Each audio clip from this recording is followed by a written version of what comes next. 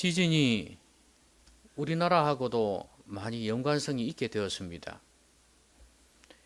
일본에나 일어나는 지진인 줄 알았는데 이제 우리나라에도 조금씩 일어나고 있습니다.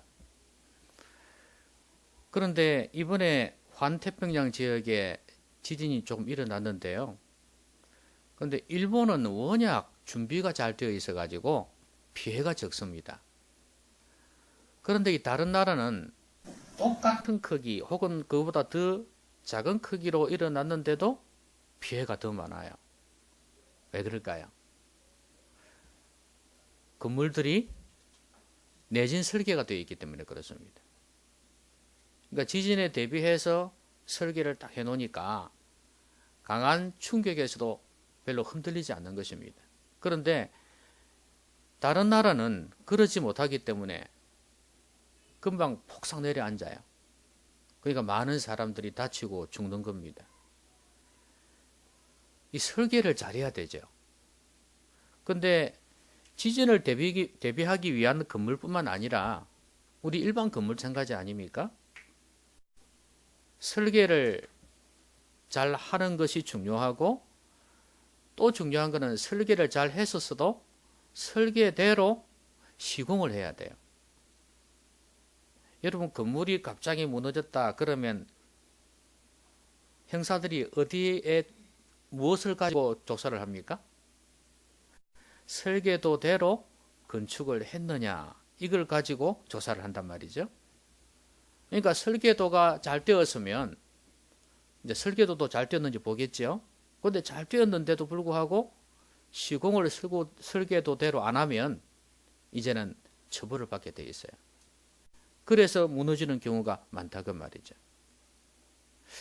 여러분 집을 세운다는 건 이 가정하고 좀 비슷해요. 가정을 세우는 것도 어쩌면 하나의 집을 세우는 것과 같습니다. 그런데 이 가정이라는 것도 설계도가 있습니다. 여러분 제일 처음 이 세상에 생긴 가정이 누구의 가정일까요? 아담과 하와의 가정입니다. 하나님께서 아담과 하와를 배우자로 삼으시고 이들에게 가정을 허락하셨단 말이죠. 타락하기 이전에. 그러니까 이 가정은 하나님께서 만드신 것입니다. 또 그 두 사람을 작은 교회라고도 할 수 있고요. 이 가정과 교회는 거룩해요. 원래 타락하기 이전부터 생긴 하나님에게서 나온 것입니다. 그러면 하나님께서 만드셨으면 하나님께서 원하는 방식이 있을 거란 말이에요. 여러분 시계 하나를 만들어도 시계 사용법이 있지 않습니까? 그 사용법대로 시계를 사용해야 하듯이 가정도 그렇습니다. 가정도 하나님께서 만드셨기 때문에 가정에 원리가 있어요. 설계도가 있단 말이죠. 이 설계도대로 잘 지어 놓으면 반석 위에 선 가정이 될 수 있어요. 흔들리지 않는, 풍파가 와도 위험이 와도 흔들리지 않는 그런 가정이 될 수 있는데 그러지 아니하면 금방 무너져 버려요. 가정을 반석 위에 세우셔야 합니다. 그러려면 어떻게? 설계도대로 하나님이 만드신 설계도대로 세워가야 돼요. 자, 그러면 하나님께서 이 가정을 세우실 때 어떤 원리로 세우시는지를 한번 살펴보겠습니다. 이 첫 번째 가정의 설계도가 뭐냐 하면요. 부부가 이제 중요한데 부부를 돕는 배필로 주셨다는 거예요. 이것을 아는 게 참 중요합니다. 왜냐하면 가정의 중심은 부부 아니겠습니까? 그래서 오늘 말씀은 부부에 대해서 말씀하고 있거든요. 아무리 자녀가 똑똑하고 아무리 잘나도요. 또 자녀가 아무리 행복하게 살아도요. 부부가 행복하지 않으면 의미가 없어요. 부부가 참 중요하죠. 그래서 가정의 중심은 부부입니다. 아이들이 어릴 때는 더더욱 중요하죠. 그런데 여러분 그 가정을 많은 사람들이 이루지 않습니까? 결혼을 하는데 가정의 목적을 어디에 두느냐가 먼저 중요합니다. 여러분 가정을 왜 이루었죠? 그냥 새들이 짐승들이 짝짓기 해가지고 새끼 낳고 키우고 그 다음에 크면은 이소시키고 내보내고 그렇게 늙어서 죽는 게 사람하고 똑같습니까? 그런데 실제로는 똑같은 경우가 많아요. 여러분 짐승들은 자녀 교육을 시킬까요? 안 시킬까요? 시키죠. 여러분 우습게 보지 마세요. 동물에 따라서는 아주 정밀하게 정교하게 교육을 시킵니다. 교육 다 있어요. 먹는 거 다 있고. 그럼 사람하고 다를 게 뭐가 있어요? 우리 사람이 이루는 가정하고 연수만 다를 뿐이지 우리는 좀 길 뿐이지 코끼리는 솔직히 말해서 더 길잖아요. 거북도 마찬가지고. 그리고 사람하고 다를 바가 뭐가 있어요? 일해서 돈 벌어와서 먹고 사는 거나 짐승들이 가서 사냥해서 가지고 와서 새끼들 먹이는 거나 다를 바가 뭐가 있어요? 아, 수준이 다르다고요? 어떻게 수준이 다른데? 모양만 달라요. 우리 사람에게는 짐승에게 없는 영혼이 있지 않습니까? 영혼을 무시해버리는 삶은요, 짐승과 같은 삶이 되는 거예요. 자, 그러면 이렇게 부부가 중요한데 이 부부가 서로 만날 때 왜 만났느냐 하는 게 참 중요합니다. 자, 너하고 나하고 행복하기 위해서? 여러분, 사실 새들도 행복하기 위해서 만납니다. 동물들도 행복하기 위해서 만나요. 그렇잖아요. 사자 같은 경우에는 순놈이 있으니까 자기를 지켜주지 않습니까? 안전하고 평안하고 먹이활동 마음대로 할 수 있고 그거 아닙니까? 결혼도 그렇게 하나요? 그런데 많은 사람들이 결혼의 목적을 행복이라고 생각해요. 그래서 만약에 행복하지 않으면 어떻게 해요? 너하고 나하고 갈라서 내. 행복하지 못하니까. 안 믿는 사람들이 그렇습니다. 그런데 믿는 사람들조차도 결혼의 목적을 행복에 두고 있어요. 나 불행하니까 내 행복을 느낄 수가 없어. 너 때문에 나 괴로워. 갈라서자. 이렇게 된단 말이죠. 여러분, 결혼의 목적은 행복이 아니고 거룩입니다. 거룩한 가정을 이루고 거룩한 자녀를 세워가기 위해서 이 세상의 여러 가지 유혹과 풍파에서 나를 지켜주기 위한 것, 그것이 바로 가정이에요. 그러니까 사람들이 가정을 행복만으로 생각하니까 너무 쉽게 생각한다 그 말이에요. 가정의 목적이 뭐라고요? 거룩. 성스럽고 이 세상과 구별되게 사는 것, 거룩. 이게 가정의 목적이라는 거. 그걸 잊지 마십시오. 특별히 오늘 이 본문에서는 남자를 돕는 배필로 여자를 만들었어요. 여자는 남자를 어떻게 해야 된다고요? 도와야 된다. 여자가 남자를 주관해서는 안 된다는 거. 그게 고린도전서에도 나와 있잖아요. 창세기 예를 들면서. 그래서 여자의 머리는 누구요? 남자. 남자의 머리는 그리스도. 그리스도의 머리는 하나님이라고 말씀하잖아요. 그렇죠? 이 시대에 이런 엉터리 같은 이야기가 어디 있냐? 남자나 여자나 똑같이 그렇게 생각하다는 큰일입니다. 그거는 하나님께서 만드신 설계도하고 아무 상관이 없는 거예요. 그 설계도 따라 건물을 지으면 어떻게 된다고요? 무너집니다. 지으면 지을수록 무너집니다. 그래서 여자는, 아내는 남자를 돕는 배필로 주어졌다는 사실 한시도 잊어서는 안 됩니다. 여러분, 그렇다고 해서 남자가 설거지 하지 말라는 게 아니죠. 그죠? 남자도 여자를 도울 수 있죠. 왜 못 도와요? 그죠? 설거지 잘해야죠. 그죠? 저 설거지 잘합니다. 이제는 저 아내보다 잘합니다. 또 성격이 제가 꼼꼼하지 않습니까? 얼마나 깨끗하게 할 것 같습니까? 더 잘합니다. 청소도 하면 더 잘해요. 안 해서 그렇지. 하면 더 잘해. 도와주셔야 돼요. 그러나 이것은 뭘 말하는 태도를 이야기하는 거예요. 내가 남자를 주관하는 자가 아니라는 거지. 내 남자를 돕는 것이라는 거죠. 남자를 돕기 위해서 여자가 일도 할 수 있는 거예요. 직장생활도 할 수 있는 거고. 이 돕는다는 차원은 남자가 중심이 된다는 의미가 되는데 남자를 바로 세우기 위한 것입니다. 가정에서 영적인 리더로 가장으로서 바로 설 수 있도록 돕기 위한 것이라는 거예요. 이 원리를 무시하고 사는 현대인들 얼마나 가정에 어려움이 많은지 모릅니다. 그렇지 않아도 어려운데 이렇게 되어지면 더 힘들어져요. 여자가 남자를 무시하는 집안치고 잘 되는 집안이 없습니다. 끝으로 볼 때야 흐흐 하고 웃고 괜찮은 것처럼 보이지. 안에는 골마 터져요. 골마 터져. 하나님은 남자가 여자를 다스리게 만드셨지 여자가 남자를 다스리게 만들지 않았습니다. 그리고 여자에게 있어야 될 건 뭐라고요? 순종이었어요. 남자에게 있어야 되는 건 뭐라고요? 사랑. 남자가 사랑 안 하는데 내가 어떻게 순종해? 사랑하면 순종해라. 그렇게 말씀하시지 않았습니다. 하나님께서는. 너의 착한 행실을 보고 믿지 않는 너 남편이라도 말씀을 순종하지 않는 너 남편이라도 혹시 구원받을 줄을 어떻게 아느냐. 이렇게 말씀하셨단 말이에요. 안 믿는 사람을 구원시킬 정도의 행실을 가지라는 거예요.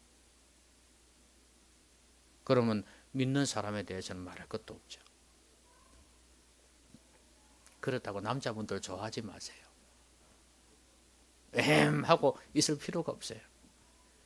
남자에게는 더 큰 일이 주어졌거든요. 가정의 필요를 채우는 거 요즘은 남자만 하는 게 아니니까 여자도 하는 것이지만 그래도 중요한 것은 하나님께서 아담에게 여러 가지 동물들의 이름을 지어라 그랬지 않습니까? 하나님의 일에 수용되는 남자였어요. 그 일을 위해서 옆에서 아내는 돕는 자가 되었습니다. 여러분, 남자는 사명이 있어야 돼요. 어찌 보면 아내에게는 비전과 꿈이 없다 할지라도 남자에게는 있어야 돼요. 그래서 그 남자의 비전이 아내의 비전이 될 수 있어야 돼요. 같이 그 방향에 달려갈 수 있어야 되는 거예요. 남자는 비전 없어, 꿈이 없어. 여자만 비전이 있어. 힘듭니다. 힘들어요. 정말 힘들어요. 그러니까 어쨌거나 남자가 믿음을 가진 사람, 꿈을 가진 사람, 비전을 가진 사람이 되도록 만들어야 됩니다.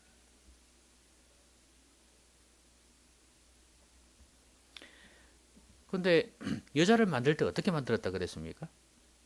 남자의 갈비뼈에서. 여러분 신기하죠? 하나님이 어떻게 사람을 이게 수술을 하셨나? 어떻게 뼈를 가지고 만드실까? 하나님이시니까 가능하죠. 이 흙을 가지고 사람을 만드시는데 그거 하나 못 하겠습니까? 그죠? 얼마든지 가능합니다. 그런데 왜 하필 머리뼈도 아니고 발뼈도 아니고 이 가슴에 있는 이 갈비뼈를 가지고 만드셨을까요? 어떤 사람은 재미있는 이야기를 했어요. 이걸 두고 머리에 있으면 여자가 남자 머리 꼭대기에 올라가니까 안 되고 발에서 하면 남자 발로 밟으면 안 되니까 안 되고 그래서 여기에 딱 중간에다 만들었답니다. 참 일리 있는 해석입니다. 그죠? 예. 이게 보호하라고 사랑하라고 남자가 여자를 사랑하라고 그랬다는 거예요. 여러분 아담이 이 여자를 보고 뭐라 그랬습니까?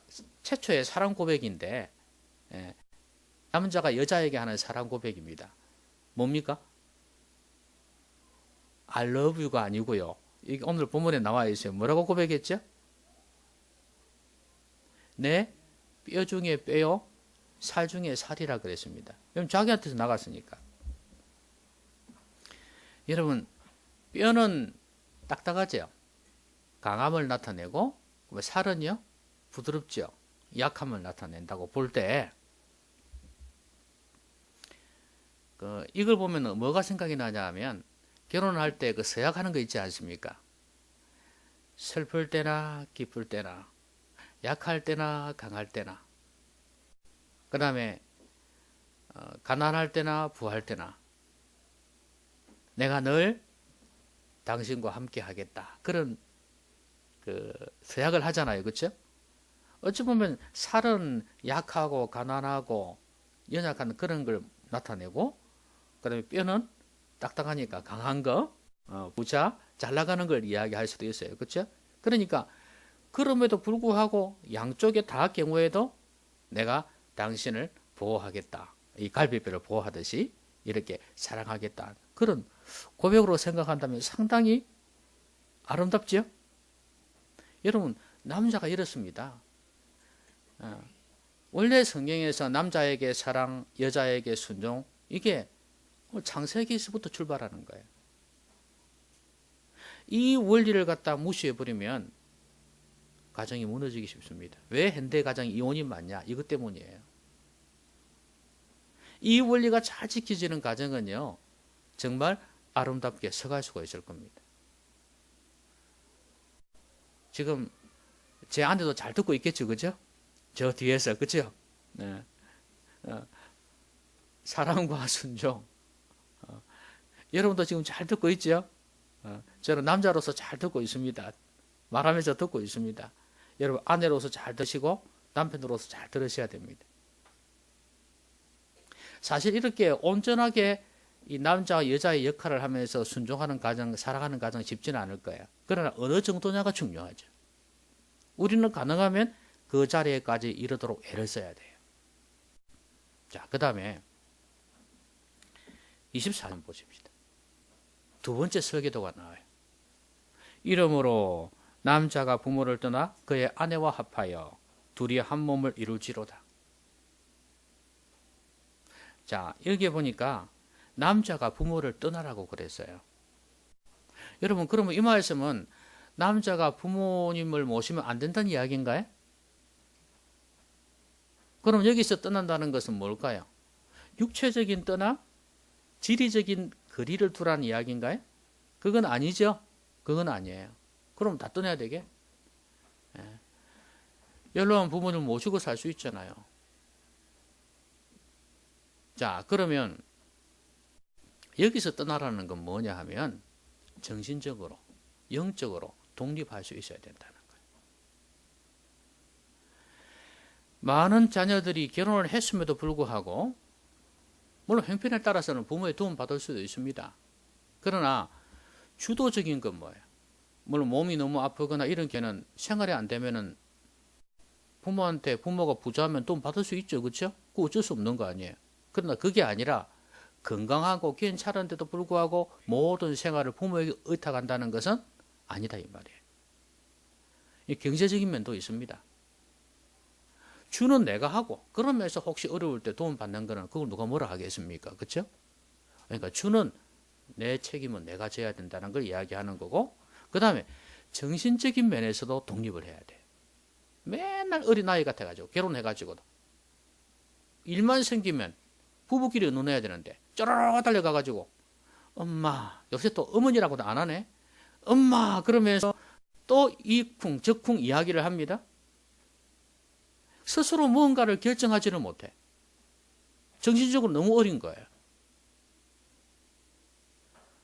정신적으로 늘 부모님을 기대고 있는 거예요. 이것도 문제예요. 부모에게 협조를 구하고 어드바이스, 충고를 받는 것을 하지 말는 게 아니죠. 역시 내 인생 내 거 내가 주도해 나가고 그러면서 부모님한테 조언 받는 거 인생의 지혜, 인생의 경험 많으니까 도움 받는 게 얼마나 좋아요. 그걸 하지 말라는 게 아니라고 말이에요. 내 가정의 문제는 내가 해치고 나가야 돼.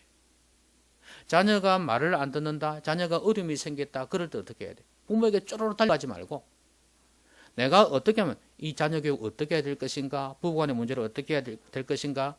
책도 보고 고민도 하란 말이죠. 기도도 하면서 문제를 붙들고 기도도 하면서 그렇게 하는 말이에요. 그러면서 부모님에게 기도의 도움을 요청하고 또 부모님은 어려울 때 어떻게 했는지를 물어보고 그렇게 어드바이스를 구하는 거 그런 거는 괜찮다고 말이에요. 너무나 정신적으로 어린 이런 자녀들의 모습을 봅니다. 결혼을 함에도 불구하고. 독립적이 되어야 됩니다. 그 다음에 더 중요한 건 영적인 독립이에요. 여러분, 중환자실에 가면은 보통 사람들이 입에 뭘 달고 있습니까? 산소 호흡기를 달고 있죠. 만약에 그걸 떼면 어떻게 될까요? 죽는 사람이 많겠죠. 여러분, 우리의 신앙이요, 그 중환자실에 있는 환자처럼 늘 다른 사람을 기대어서 겨우 연명해가는 그런 신앙생활 되면 안 된다 그 말이에요. 내 스스로 독립적으로 산소호흡기를 떼고 숨을 쉴 수 있어야지 제대로 된 사람 아니겠어요? 그죠? 병자가 아니고 환자가 아니고 건강한 사람 아니겠습니까? 마찬가지로 내 스스로 기도할 줄 알고 내 스스로 말씀할 줄 알고 내 스스로 예배할 줄 아는 사람이 되어져야지 건강한 영성을 가진 사람이다 그 말이에요.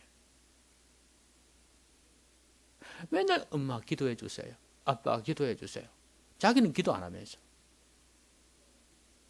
내 스스로 말씀 보지도 않고 맨날 설교만 들으려고 그래. 설교 들어야죠. 공동체에게 주시는 메시지가 있으니까 들어야죠. 그 가운데서 내게 주시는 말씀 들어야죠. 그러나 내 스스로도 성경을 읽고 묵상할 수 있어야 된단 말이에요. 이렇게 독립적인 신앙이 되어야 된다. 언제나 목사님하고 맨날 목사님을 의지할 거예요.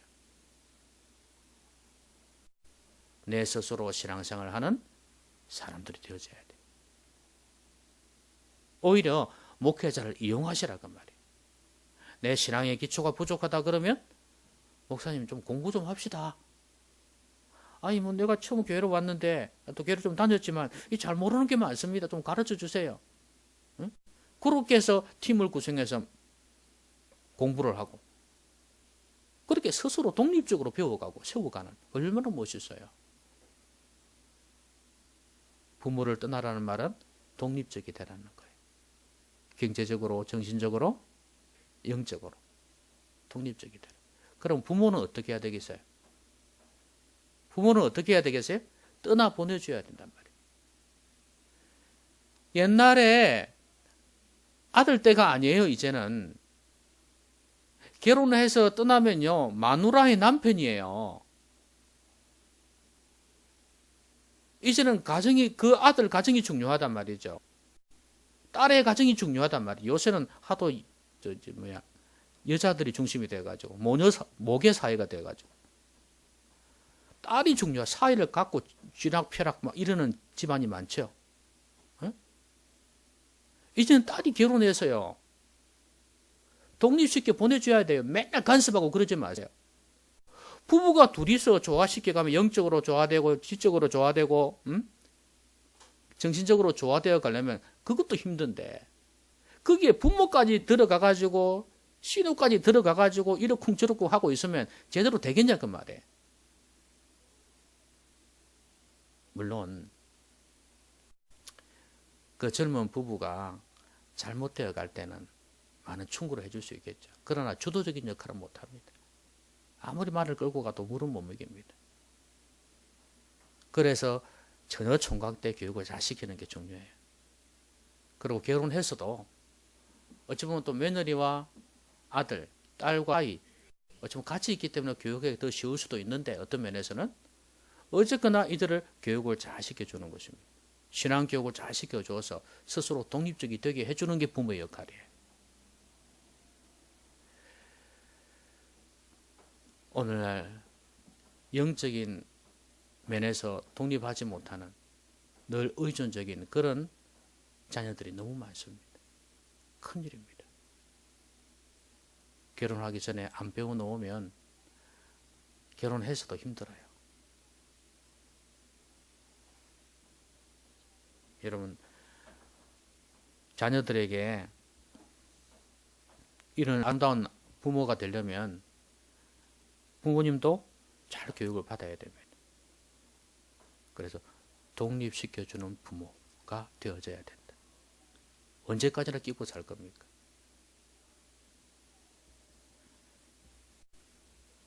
자, 그 다음에요. 부모를 떠나고 난 뒤에 그 다음 어떡합니까? 그의 아내와 연합하여 그 다음에 둘이 한 몸을 이룰지로다. 연합하는 게 여기에서 한 몸이라 그러니까 육체만 생각하는데 아닙니다. 육체뿐만 아니라 정신적 그 다음에 영적인 연합이 이루어져야 돼요. 여러분 솔직히 육체적 연합이 이루어지는 것은 사랑하기 때문에 가능한 거 아니에요. 그런데 사랑하지 않으면 어떻게 되나요? 육체적인 연합이 이루어지질 않겠죠? 그렇습니다. 그런 면에서 볼 때 정신적인 영적인 연합이 먼저라는 걸 알 수 있습니다.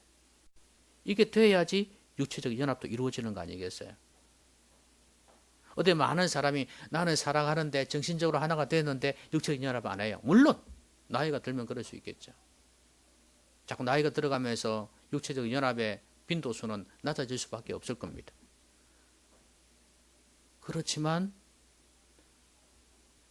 그 원인이 정신적, 영적 연합이 하나가 안 되기 때문에 그럴 가능성이 많습니다. 이게 우선이 되어져야 돼요. 아까도 말씀드렸듯이요. 부부는요. 거룩을 위해서 만났다는 사실을 아셔야 됩니다. 그러니까 정신적인 영적인 연합이 이루어져야 돼요. 여러분 모든 이 세상도 마찬가지지만 한 영혼도 마찬가지예요. 영혼이 우선입니다. 엔진실이에요. 큰 배를 움직이는 큰 비행기를 움직이는 엔진실이에요. 이게 영혼이에요.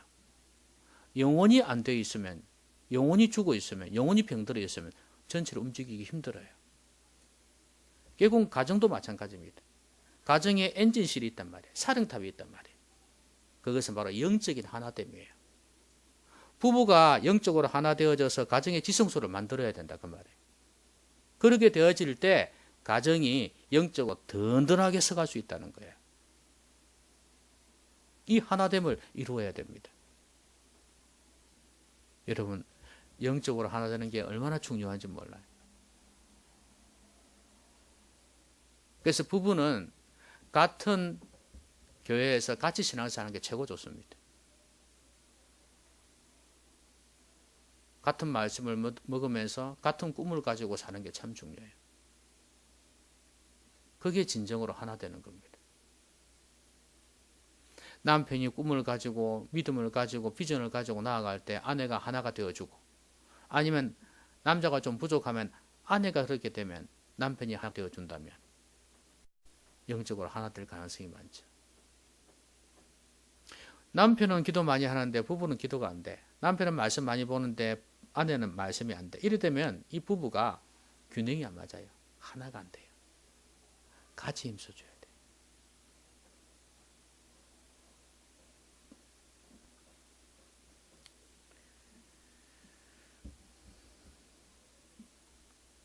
여기에 그 합한다는 이 단어 있지 않습니까? 하나가 되는 거. 한 몸, 아내와 합하여. 이 단어가요. 원래는 풀로 붙인다는 그런 의미예요. 풀로 딱딱하게 붙이는 거.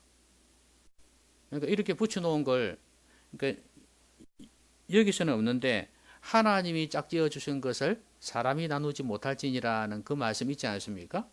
이렇게 풀로 붙여놨는데 찢으면 어떻게 될까요? 엉망이 되어버리겠지, 그죠? 그러니까 사람이 나누지 못한다. 이건 남도 마찬가지지만 우리도 마찬가지예요. 하나님이 짝지어 주셨다는 걸 잊지 말아야 돼요.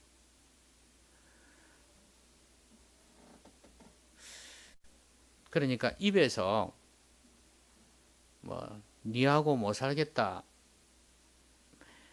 갈라서자, 이혼할란다 하는 말은 입 밖에 내지 마십시오. 좀 괴롭더라도. 왜냐하면 그렇게 되어지면 너무 쉽게 이혼이란 말이 나오기 시작하고 그리 되면 너무 쉽게 이혼할 수 있습니다. 말이 씨가 된단 말이 있죠. 그래서 그런 말은 힘든 심정은 이해를 하지만 오히려 안 하는 게 좋습니다. 특히 젊은 사람들 더 그렇습니다. 하기야 요즘 학원 이혼도 있다 하더라. 학원 이혼도 많다 그러더라. 젊은 사람들 나이 드신 분들 쳐다보고 있다 지금. 학원 이혼이라고 하니까. 그러니까 어쨌거나 나이가 드셨든 젊었든 간에 힘들다고 그런 말을 너무 쉽게 뱉지 말라는 거예요. 왜냐하면 사람이 나누지 못할지니라. 예. 아시겠죠? 예. 아예 이렇게 생각하셔야 됩니다. 내 평생 끝까지 안 맞고 힘들더라도 막 평생 가겠다. 이렇게 마음 먹으셔야 돼요. 아시겠습니까? 대답이 없는 걸 보니까 이혼을 생각하고 있었던 것 같네? 아이고, 내가 지금 이 남편하고 이 아내고 어떻게 평생을 가? 아이고, 큰일 날 소리 하고 있네, 목사님. 지금 이렇게 생각하시는 거예요? 그건 아니죠? 네. 대답을 하도 안 하길래. 평생 가야 되겠다고 생각하십시오. 나중에 어떤 일이 생길지는 몰라도 아예 그렇게 마음 먹어야지 이혼이 적어지는 거 아니겠습니까? 여러분 30년 동안을 거의 다른 세계 속에서 살아왔는데 하나 되는 게 쉽겠습니까? 쉬운 게 아니죠. 여러분 이런 이야기 들어봤잖아요. 오징어를 갖다가 마요네즈? 케찹인가 그 마요네즈인가 그거에 찍어 먹어야 되냐 고추장에 찍어 먹어야 되냐 이것 때문에 갈등하다가 싸워가지고 이혼했다는 사람도 있지 않습니까? 자기는 맨날 고추장에 찍어 먹는 거야. 그러니까 마요네즈 찍어 먹으니까 세상에 마요네즈 왜 찍어 먹어? 그래가지고 와 우리는 찍어 먹는다. 그래갖고 서로 싸우다 그냥 이혼했다는 그런 사람도 있지 않습니까? 다를 수 있어요. 진리의 문제가 아닌 것은 다른 것은 서로 용납할 수 있어야 되겠죠. 그래서 하나됨을 이루어갈 수 있어야 됩니다. 근데 여러분 교회 안에는 여러 사람이 있잖아요. 취미도 다르고 생각도 다르고 출신도 다르고 교육 배경도 다르고 다 달라요. 근데 이 많은 사람들 어떻게 하나 되게 할 수 있을까요? 하나님의 말씀이에요. 말씀이 하나 되게 할 수 있어요. 왜냐하면 내 생각을 말씀 앞에 굴복시키니까. 너도 나도 다 굴복시키니까 뭐가 남아요? 하나님 말씀만이 남잖아요. 그러니까 하나가 될 수 있는 거예요. 가정도 마찬가지예요. 가정도 하나님 말씀 앞에서 하나가 될 수 있습니다. 여러분 그 유명한 가정 사역할 때 유명한 그림 있잖아요. 삼각형. 저를 한번 보세요. 이 삼각형 있잖아요. 그죠? 여기에는 남편이, 여기에는 아내가 있어요. 그죠? 여기 하나님이 계십니다. 자, 우리가 하나님께 가까이 가면 갈수록 하나가 되어져요. 그죠? 그러니까 각자가 하나님께로 가까이 가셔야 돼요. 그럴 때 진정 연합이 이루어집니다. 하나님에게서 멀어지면요. 어떻게 되나요? 하나님에게서 멀어지면 멀리 가십니다. 자꾸 멀어집니다. 왜냐하면 영혼이 하나가 안 되면요. 정신적인 하나됨도 힘들어져요. 그러니까 그것도 멀어지니까 육체적 연합도 멀어지는 거죠. 원래 그렇답니다. 사람들이 딱 남녀가 만났을 때 오마이 다링 하고 이렇게 그 어떤 연애 감정을 느끼는 게 사람에 따라 차이는 있지만 그렇게 오래 안 간답니다. 길어야 3년. 그 다음부터는 뭐 아무렇지 않아요. 손잡아도 아무렇지도 않고 그렇습니다. 빠른 사람은 더 빨리 그거 되죠. 그러니까 그 어떤 연애 감정만 가지고 살 수는 없는 거 아니겠습니까? 영적으로 진정으로 하나 되어져야지. 그 다음에 육체적인 연합까지 갈 수 있는 것입니다. 많은 사람들이 이 시기가 지나니까 그냥 사는 거다 이렇게 생각하고 사는 사람들이 너무 많아요. 하나님은 그렇게 살라고 가정을 세우지 않으셨습니다. 여러분 믿음 안에서 영원히 하나가 되십시오. 그리고 정신적으로 정서적으로도 하나가 되시고 육체적으로도 하나가 되십시오. 그러니까 믿음이 약한 사람이 믿음을 강해질 수 있도록 많이 도와줘야 되겠죠? 그죠? 안 믿는 사람 믿도록 많이 도와줘야 되겠죠? 기도해야 되겠죠? 여러분의 평생의 과제입니다. 그러니까 왜 안 믿는 사람하고 결혼하래요? 왜 믿음 약한 사람하고 결혼하래요? 그래 왜? 이리 고생할 줄 몰랐냐 이거예요. 아이고 나도 그때는 믿음이 없었는데 어떡해요? 할 수 없지 뭐. 그죠? 나도 그때 믿음이 약했는데 어떡해요? 할 수 없지 뭐. 아이고 내 평생의 가업이구나 생각하고 이제 영적으로 하나 되기 위해서 애를 쓰셔야 됩니다.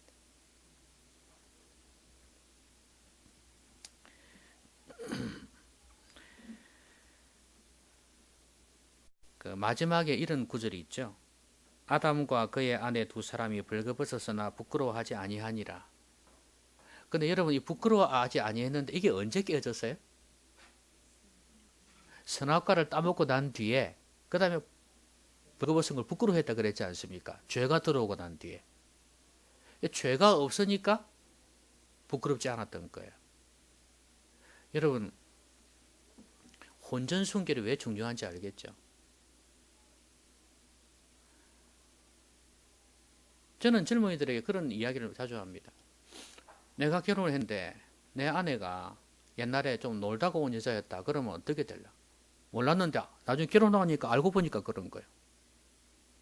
자유연애를 주장하는 여자였어. 자기는 천연 줄 알고 그렇게 결혼을 했는데 이거 정말 큰일 아닙니까? 그죠? 아예 서로 알고 그랬으면 결혼하면 또 괜찮지만 몰랐는데. 너 여자 입장도 마찬가지예요. 내가 시집을 갔는데 이 남자가 보니까 노는 남자여서 좀 놀았어. 이거 정말 큰일 아닙니까? 이거 좋겠냐요, 기분이. 여러분, 그러면 좋겠습니까? 아이고, 저래 하늘같이 넓은 마음을 가지고 용서는 하더라도 기분은 나쁠 거 아니에요. 기분 나쁠 거 아니에요. 똑같다 그 말이에요. 그러니까 어떻게 하라고요? 내 자신을 결혼 전에 미리 순결하게 지키는 게 중요하다는 거예요. 그렇게 해야지 붓지 않아요. 그렇지 아니하면 부끄러워요. 생각해봐요. 한 몸을 섞어서 잠을 자는데 자꾸 옛날 사람이 생각나봐요. 그게 좋겠냐고요. 서로가. 얼마나 부끄러워요.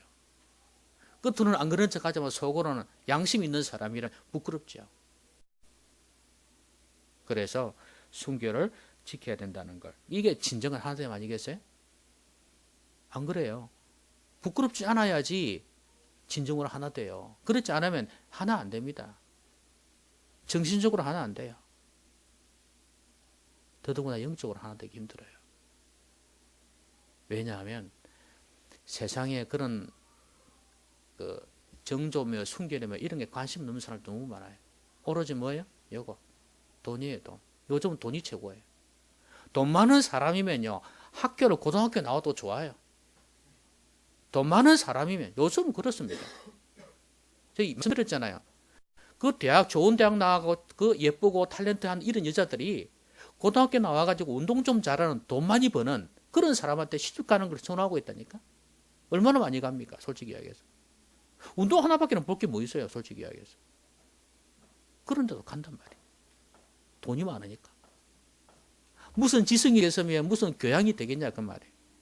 내면에서 나오는 그게 쉽지는 않단 말이죠. 운동선수 하면. 안 그런 애들도 있지만 대체로는. 이 시대가 그런 시대입니다. 그러니까 서로가 그렇게 되어져 버리는 거예요.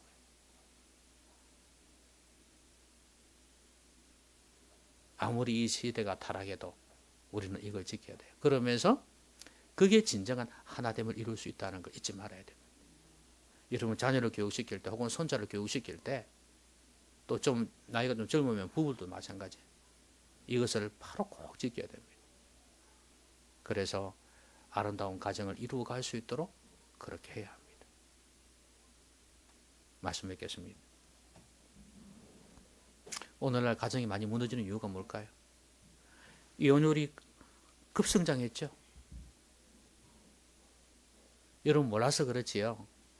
주위에 노처녀라고 하는 처녀들은 돌싱인 경우가 많고요. 아시겠습니까? 결혼했다가 이혼한 사람들이 많고요. 또 실제로 이혼한 사람들이 진짜로 많습니다. 황혼 이혼도 엄청나게 늘어났다 그랬지 않습니까? 혼자 남은 게 아니에요. 죽고 남은 게 아니에요. 이혼한 거 너무 많아요. 그럼 다 뭐 때문에 그랬냐? 설계도에 따라 건축을 안 해서 무너진 거예요. 여러분, 우리 사회를 지키는 비결이기도 하지만 교회를 지키는 비결이기도 합니다. 건강한 가정이 이루는 것. 가정을 하나님이 만드신 그 설계도에 위에 건축을 해야 돼요. 하나님이 만든 제일 첫 번째 설계도, 돕는 배필로 여자를 주셨다는 것. 남자의 갈비뼈에서 여자를 만드셨다는 것. 사랑과 순종입니다. 예? 끝까지 보호해주는 그 남자의 모습, 그리고 남자가 주의 사명을 감당할 수 있도록 늘 도와주는 그런 여자의 모습. 이게 바로 첫 번째 설계도예요. 두 번째는 부모를 떠나야 된다는 것. 독립해야 된다는 것. 경제적인 면에서, 정신적인 면에서, 영적인 면에서. 맨날 기대는 어린아이가 되지 마라. 독립적으로 신앙생활하고 알아서 신앙생활하는 거예요. 부모가 이래라 저래라 하지 않도록 알아서 신앙생활하고, 말씀도 기도도 예배도 스스로 알아서 하는 거예요. 알아서. 그게 진짜 효도이기도 하고, 그리고 정신적으로도 독립하고, 수많은 독서와 여러 가지 또 자문을 구하고 배우는 이런 과정 가운데에서 정신적으로 성숙해 가는 겁니다. 든든히 있어가고, 경제적인 면에서도 독립하는 그런 자녀가 되어야지. 또 부모 입장에서는 시집 장가 보내놓고도 계속 간섭하고 이래서는 안 된단 말이에요. 기도해주고 코치해주고 도와주는 그런 모습이 있어야 되고, 그 다음에 둘이 연합해서 하나가 되어서 한 몸을 이루는 것입니다. 육체적인 연합도 중요하고 정신적인 연합도 중요한데, 그것보다 더 중요한 건 영적인 연합. 서로가 하나님 앞으로 나아갈 때 진정으로 하나가 될 수 있다. 영혼의 연합이 이루어져야지 정신적 연합도 이루어지고 육체적 연합도 이루어진다는 거예요. 여러분, 하나가 안 되는데 제대로 서갈 수 있겠습니까? 여러분, 역사를 공부해 보시면요, 우리나라 옛날에 고구려도 그렇고 백제도 마찬가지네.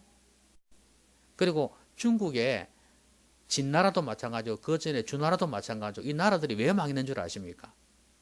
전부 다 안에서 분열이에요. 왕권이 강화될 때는 강한 인물이 있으니까 꼼짝을 못합니다. 그런데 왕권이 약화되기 시작하면서 막 여러 제후들이요, 힘 다투기를 하잖아요. 세력 다투기를 하잖아요. 안에서 분열되기 시작하니까 다 망해버려요. 강한 나라가 하나가 되어 쳐들어와 버리니까 꼼짝없이 당해요. 하나가 안 되면 이렇게 됩니다. 가정이 하나 돼. 부모와 자녀도 중요하지만 부부가 하나 되는 게 최고 중요합니다. 이게 바로 하나님의 가정 설계도예요. 이 설계도 위에 가정을, 또 부부를 아름답게 세우셔가지고 하나님께서 기뻐하시는 반석 위의 성가정, 흔들림이 없는 가정 세우시기를 주의 이름으로 기원합니다. 자, 우리 같이 한번 기도하겠습니다. 오늘 말씀 생각하면서 우리 자신의 가정, 우리 부부 또 혹은 자녀들의 가정 생각하면서 우리 같이 한번 기도하겠습니다.